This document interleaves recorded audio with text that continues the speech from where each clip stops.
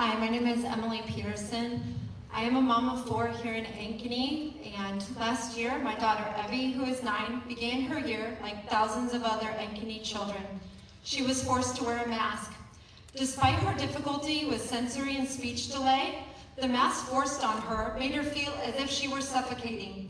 She could not focus or breathe.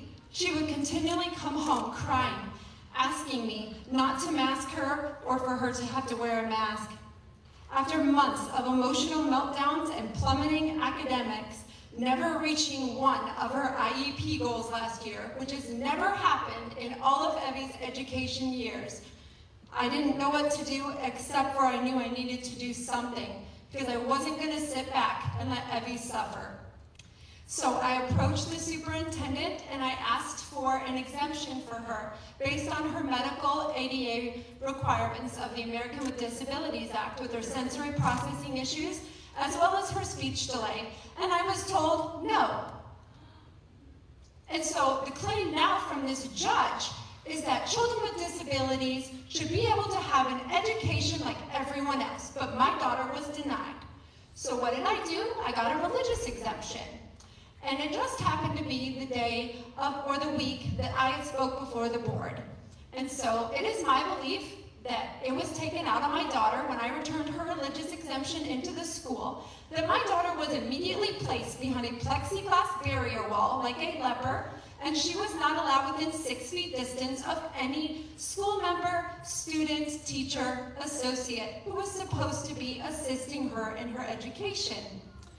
These children with disabilities need to be accommodated for just as the ones in the lawsuit, even though they're not politically expedient to this lawsuit. We cannot pick and choose the children that we will defend and help.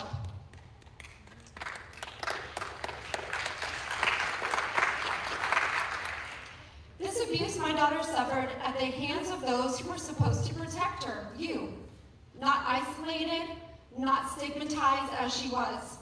And now I know that my daughter's condition and her suffering is not an isolated incident. I've spoken to thousands of parents all across this country crying out for help because of school boards doing this to children. And I will not stop until every last child is free who wants to be free, because that is the way it should be. There are God-given rights to breathe fresh air, not co-parenting with the government or school boards. You can show countless examples how these masks harm children. They include bacterial infections, face rashes, anxiety, dental decay, headaches, dizziness, and shortness of breath, and many others. Knowing these masks harm our children. Thank you. Thank you. There are stories from many parents just like mine, and they deserve to be heard. Thank you. Thank you, Emily.